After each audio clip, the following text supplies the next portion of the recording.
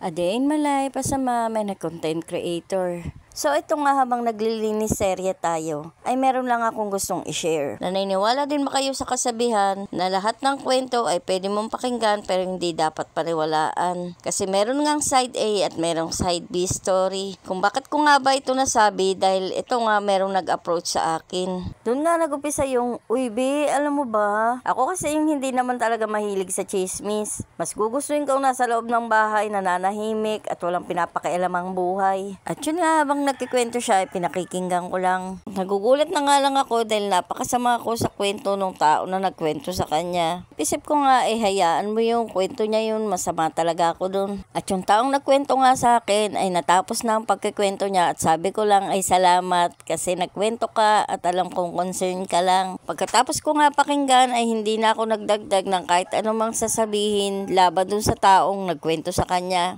Nakasanayan ko talaga na pag may mga ganong bagay ay hindi na rin ako nagsasalita. Tinatatak ko nga sa sarili ko na pag mga ganong bagay ay wala akong dapat ipaliwanag sa mga taong nakapaligid sa akin. Hinahayaan ko na lang yung mga ganong bagay.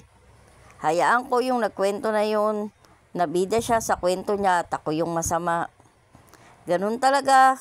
Trip niya yun, wala tayong pakialamnanan. Dahil at the end of the day, ako may peace of mind, pero yung taong nagkwento na yun, alam niya sa sarili niya kung ano yung totoo. Dahil pwede nga niya mapaniwala ang lahat ng kinikwentuhan niya, pero hindi yung sarili niya. Dati din akong taong labas, pero hindi ko talaga nakahiligan yung mga ganyang chismis na yan. Yung pakailaman yung buhay ng may buhay, ay hindi ko talaga porte.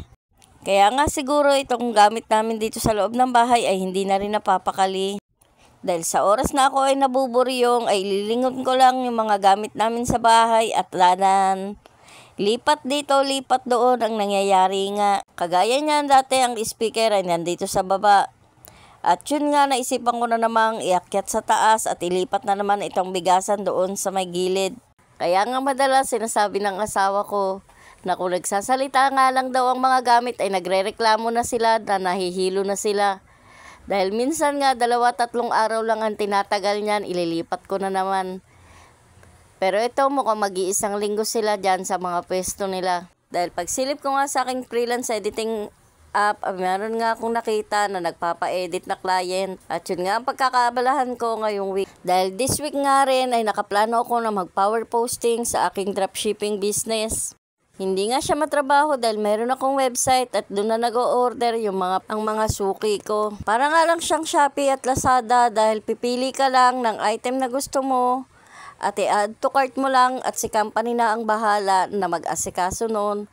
At ako, aantayin ko na lang ang commission ko doon. Ganun lang siya kadali, kaya nga kahit papano ay hindi siya hassle. Kaya nga wag na kayo magtaka kung bakit ang dami ko pa ring oras sa mga pag-iimbento at paglilipat-lipat ng mga pwesto ng mga gamit dito.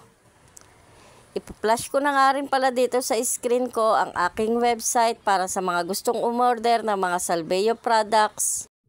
Just feel free to visit my website and order all you want para tuluyan na akong yumaman.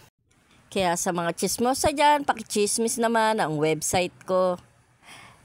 Nagchismis ka na, kumita pa ako, edi ang saya nun, diba? For the go! Hindi ko na malayan, sa kakadaldal ko dito, patapos na pala tong video.